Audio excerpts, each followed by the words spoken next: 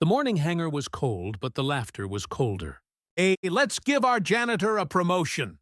Captain Ryan Maddox shouted, pointing a gloved hand at the lone black woman sweeping near Hangar 4. The other officers burst out laughing.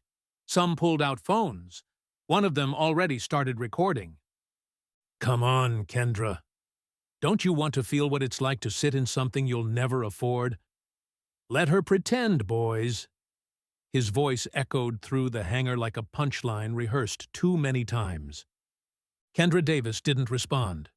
Her grip tightened around the broom, her eyes glued to the floor. The same concrete she'd mopped for 8 long years. The same place they never saw her. "Oh, don't be shy now." Maddox stepped forward, smiling wide for the camera. "She probably thinks that jet's calling her. Let's see if our black janitor wants to be Top Gun today." More laughter. One of them yelled, "She's gonna trip trying to climb the ladder." Another voice, "This one's going viral." Kendra didn't flinch.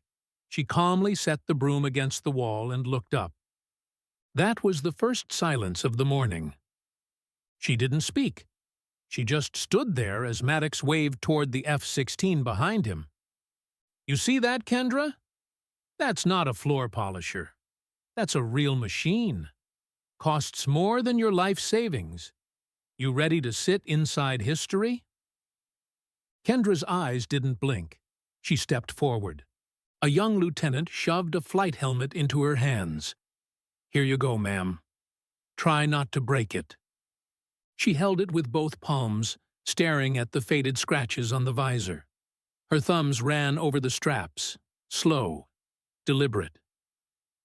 "Don't get any ideas," Maddox said. "That plane doesn't start with a mop." Still no answer. She approached the aircraft. Phones were filming. Someone whispered, "She's really gonna do it?"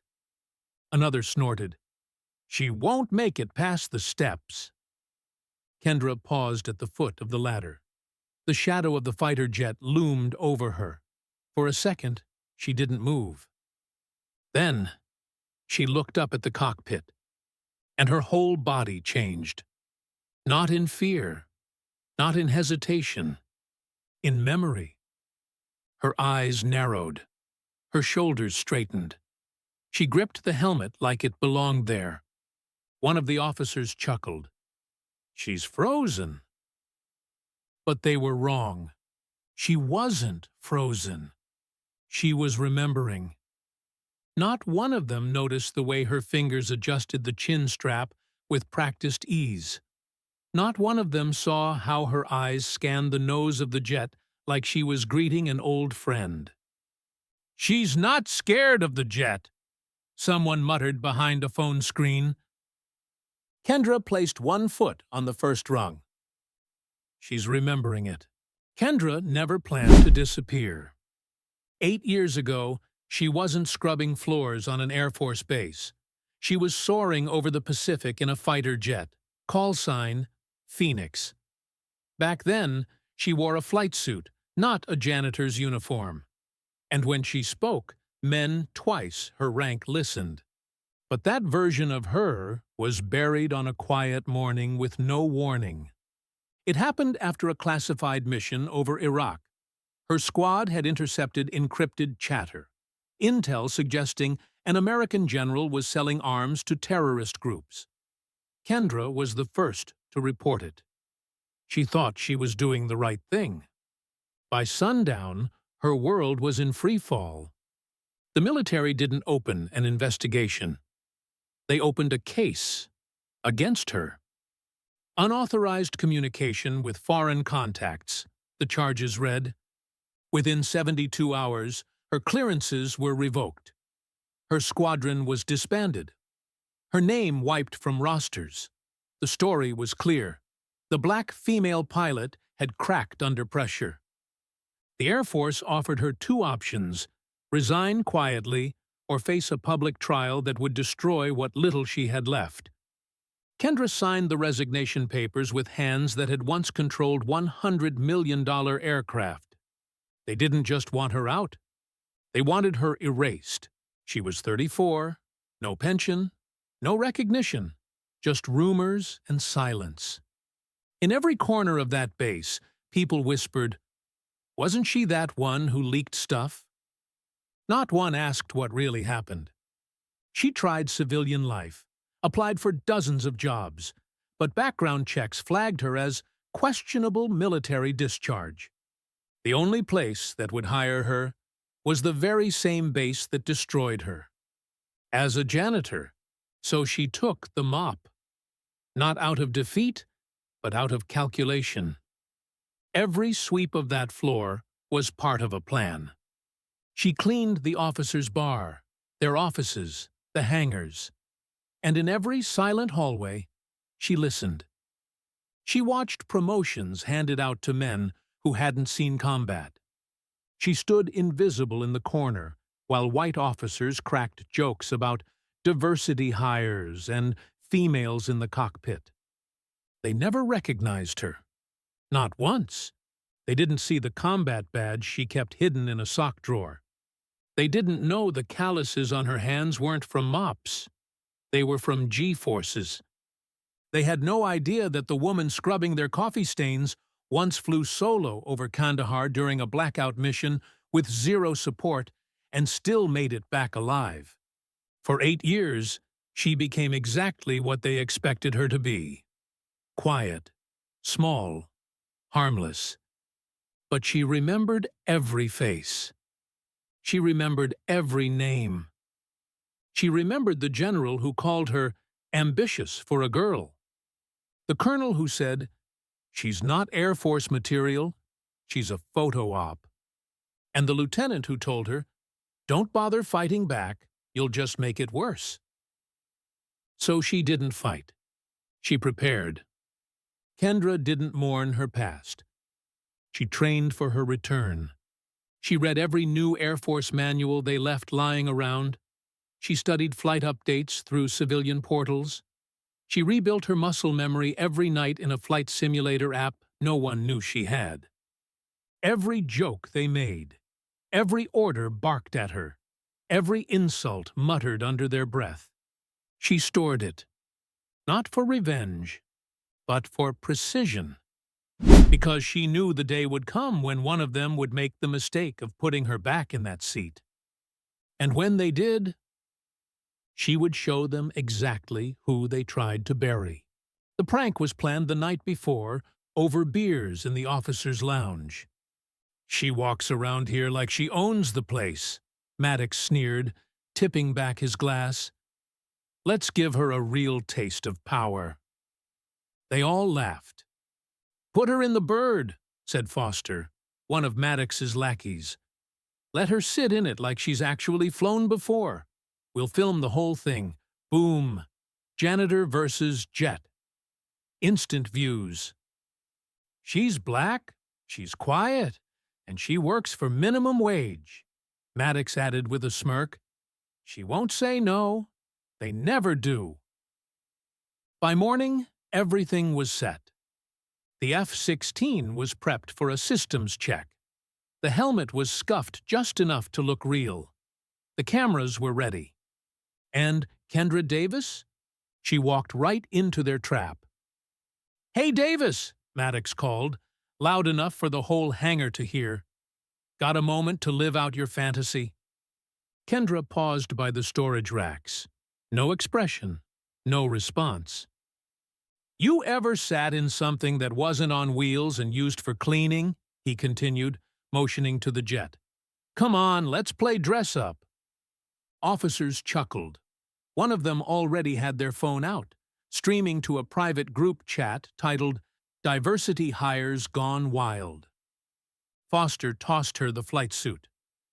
"Get in this. Let's see if you can still breathe in it." Kendra caught the suit mid-air. Her eyes scanned it briefly, then lowered again. She said nothing.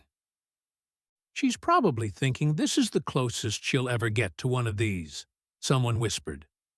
Another said, "Bet she doesn't even know where the cockpit opens." She didn't need to say a word. Her silence was her weapon. They thought they were humiliating her. What they didn't know was that they were reactivating her. Kendra walked to the locker room, the suit in hand. Inside, the laughter outside barely reached her ears. She unzipped the jumpsuit and slipped it on like she had hundreds of times before. Her fingers didn't tremble. Her breath didn't quicken. Her hands tightened each strap with surgical rhythm. When she emerged, the hangar fell quiet for a moment. The uniform fit too well. "Damn," Foster muttered, adjusting the lens. "She actually looks the part." Maddox laughed nervously. Yeah. Costume doesn't make the actress. Let's get this over with." They motioned toward the aircraft. Kendra approached calmly, helmet under arm, eyes forward. She didn't rush. She didn't stall. The crew chief standing nearby gave a hesitant nod. This isn't standard procedure." Maddox waved him off. "It's fine. We're not even starting the engines. She won't touch anything. She's just posing." As she reached the ladder, someone said, "Make sure she doesn't press the eject button." More laughter. Kendra began to climb, step by step. Each footfall sounded louder than it should have. Her hand touched the cockpit handle and opened it in one smooth motion. She sat down. The moment her body hit the seat, it was like flipping a hidden switch. The same woman they had mocked 100 times now sat there like she belonged. And something shifted in the air. No one laughed. They watched in silence as she pulled the helmet over her head and adjusted the strap without hesitation. Her fingers moved across the interior panel. Not random touches, but calculated, practiced moves. One mechanic leaned toward another. "Hey, she's doing the startup scan." Foster lowered the camera slightly. "Wait, is she really?" Maddox stepped forward. "Okay, joke's over. Don't touch anything, Davis." But she wasn't listening to him anymore, because the seat beneath her wasn't a prop. It was home. And every second that passed, it was getting harder to pretend she didn't know exactly what she was doing. Maddox raised his voice. "Hey, I said that's enough." Kendra didn't respond. She stared straight ahead, eyes locked on the console. And then she placed her hand on the control stick. With the same calm as someone brushing away dust, Maddox went pale. "Get her out of there!" But it was too late. The joke had ended. And the woman they thought was just a janitor was already coming back to life. Kendra adjusted the straps across her chest with a rhythm that was second nature. Her fingertips danced across the switches on the side console. She didn't flip anything. Not yet. Just traced the edges. Every motion was calm, quiet, deliberate. From the ground, Maddox was trying to keep the act alive. "Hey, you're sitting in a $70 million aircraft, Davis. Stop pretending. This isn't some janitor simulator." No response. Inside the cockpit, Kendra exhaled slowly. She felt the cool helmet pressing against her cheek, the slight give of the seat, the silence of the canopy. She remembered this, all of it, and the jet remembered her. "She's just showing off," Foster whispered, but even he didn't sound convinced anymore. The crowd that had gathered started murmuring. Something didn't feel right. "She looks like she's comfortable," a mechanic muttered. Another chimed in. "Did you see the way she sat? Like she'd done it before. Exactly like that. Hands didn't even hesitate." Kendra's hand hovered near the startup panel. Then, click. A low electrical hum filled the cockpit. Maddox took a sharp step forward. "That's not funny anymore. Shut it off, Davis. She didn't. Instead, she reached for the comms switch. Tower, this is Griffin-09, requesting system diagnostics. Her voice was cool, exact, trained. The entire hangar froze. Someone dropped their coffee. Maddox stared at her like he'd just seen a ghost. What? Did she just say? Foster lowered his phone slowly. She used correct call signs. Who the hell is this woman? The crew chief blinked hard. That's not a line, you fake. That's flight protocol. In the tower, the young airman on duty turned toward his supervisor. Sir, a woman just radioed in from Hangar 4. She used a valid squadron ID. She called herself Griffin-09. Griffin? The supervisor stood. That call sign was retired after Phoenix Williams disappeared. Down below, Maddox was shaking now. Davis, that's a direct order. Shut everything off. But Kendra didn't hear him. Or maybe she did. She just didn't care anymore. She tapped a few more keys. The HUD flickered to life. Every system responded like it never forgot her. Her hands found the throttle lever and rested there, steady, confident. The F-16 began humming louder. The crew chief turned to Maddox. Sir, that engine's prepped. If she wanted to, she could take off. She won't, Maddox muttered, but his voice cracked. Foster was still filming, but this time his hand wasn't steady. Bro, she's not faking.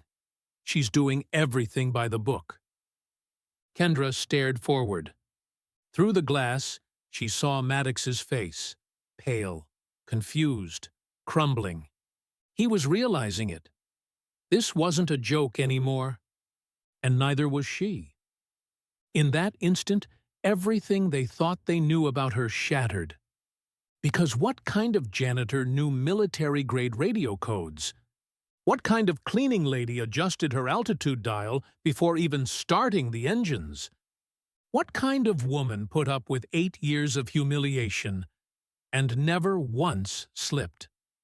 Unless she was waiting, preparing. Inside the tower, red lights began blinking. The colonel on duty picked up the radio. Unidentified pilot in Hangar 4, state your name and authorization.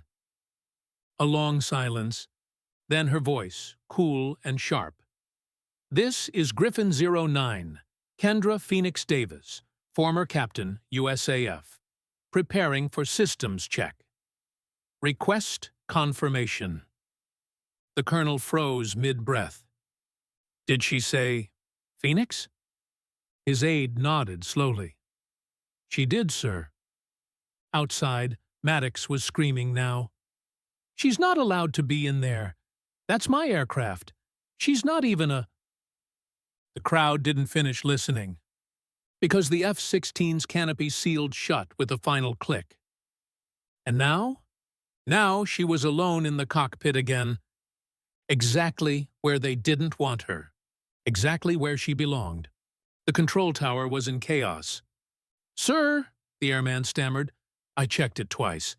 That call sign, Griffin-09. It's valid. It was assigned to Captain Kendra Phoenix Williams 8 years ago. The colonel snapped his head up. Phoenix Williams? That can't be.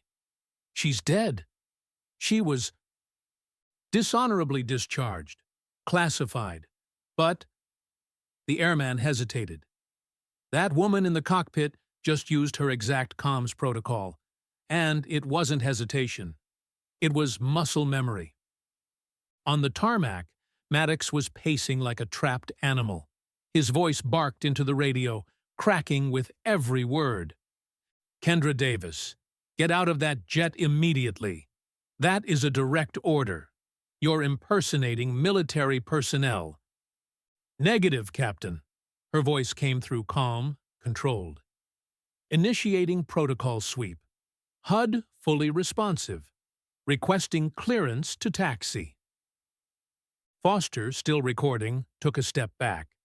She didn't even flinch. Dude, this isn't a stunt. She knows every damn step. One of the mechanics walked over slowly, eyes narrowed on the plane. I remember that name. Phoenix. There was a rumor she uncovered something big, and then vanished. In the tower, Colonel Mitchell stood frozen. He had been on that base for 30 years. He remembered Phoenix. He remembered what happened. And he remembered the moment her file disappeared like it never existed. He turned to his aide. Patch me through. Secure channel. Seconds later, a click echoed in Kendra's helmet. Griffin 09. This is Colonel James Mitchell. Identify yourself. There was a long pause. Colonel Mitchell? Her voice cracked, just once. Is that really you? He closed his eyes. My God. Phoenix? Is that really you? Not anymore, she said quietly. Phoenix Williams died 8 years ago. Kendra Davis took her place, but not by choice. Mitchell's hands trembled. I tried to fight for you. Morrison blocked every angle. I couldn't save you. I know, sir. And now Morrison's dead, but his family legacy isn't. Through the cockpit glass, she stared directly at Maddox. Still barking orders, no one was following. You see him? She said. Mitchell looked through his binoculars. Yes. That's Captain Maddox, grandson of General Morrison. The same Morrison who sold weapons to enemies and destroyed my life to keep it hidden. The silence in the tower was deafening. Mitchell's aide whispered, Sir, she just exposed a line of corruption spanning 3 generations. Kendra continued, her voice low but firm. I have it all. The confession Morrison gave to a priest before he died. Recorded. Bank records. Forged discharge papers. Witness names. 8 years of evidence, Colonel. Mitchell closed his eyes. Why didn't you come forward sooner? Because if I had, they would have buried it. I wanted the world to see it happen. I wanted his arrogance to expose itself. On the ground, Maddox's face was crumbling. His voice had lost all power. His men weren't laughing anymore. They were watching history unfold. She's flying that thing like she's born in it, one whispered. She is, said the old mechanic. You're looking at the best damn pilot the Air Force ever produced, and they made her scrub toilets. Mitchell took a breath. Phoenix, Kendra, what do you want from us? Nothing, she said. Just keep the cameras rolling. Because this wasn't about revenge anymore. It was about truth. And truth was finally taking off. Phoenix, you still remember how to fly that jet? Mitchell's voice came through her headset with a mixture of awe and disbelief. Like it never left me, Kendra replied. Every part of this jet still knows me. Then show them. Show them what a cleaning lady can do. She didn't respond. She didn't need to. The engine pitch shifted. The roar deepened. Everyone outside backed away as the F-16 rolled forward, smooth as silk, like it had waited 8 years to carry her again. On the ground, Maddox's mouth fell open. She's taxiing! Stop her! This is theft! Arrest her! But nobody moved. Security had no orders. The tower was silent. And the crew? They were watching in disbelief. Foster's camera was shaking in his hand. She's really doing it.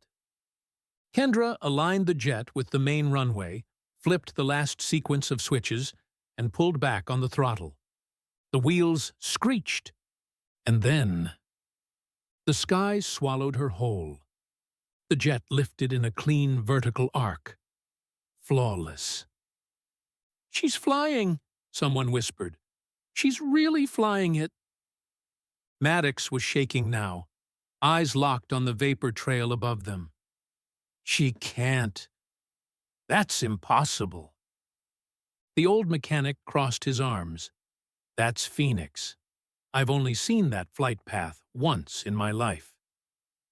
Up above, Kendra closed her eyes briefly.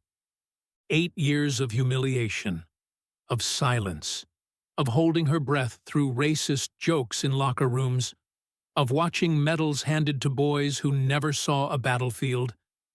It all dissolved behind her. Because now, at 1,500 meters above the same base that tried to erase her, she owned the sky again. Colonel Mitchell stood in the tower, headset clutched tight. "Griffin 09, you are cleared for unrestricted aerial demonstration." Kendra smiled. "Copy that, Tower. Let's give them a show." And she did. What happened next didn't look human. She pulled a vertical loop, dropped nose first, and leveled out 2 feet above the tarmac before soaring straight up again into a cobra turn. Gasps erupted from the runway. Even the most hardened veterans stared, slack-jawed. "Sir, she just performed the Pugachev's Cobra." Mitchell nodded slowly. Only one American ever pulled that off, Phoenix Williams, and she just did it smoother than I've ever seen. Inside the crowd, phones were out. Live streams were exploding.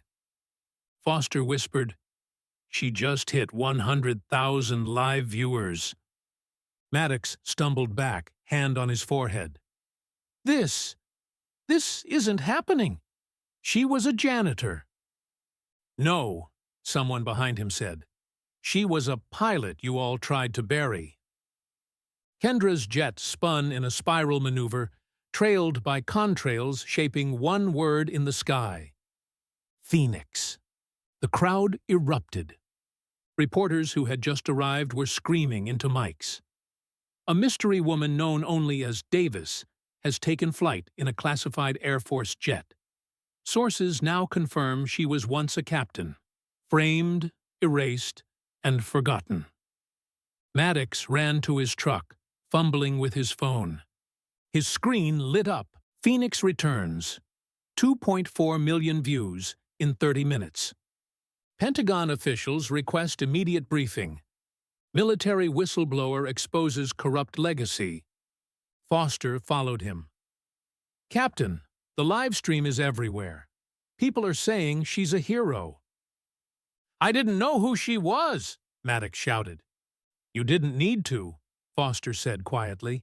"That's the problem."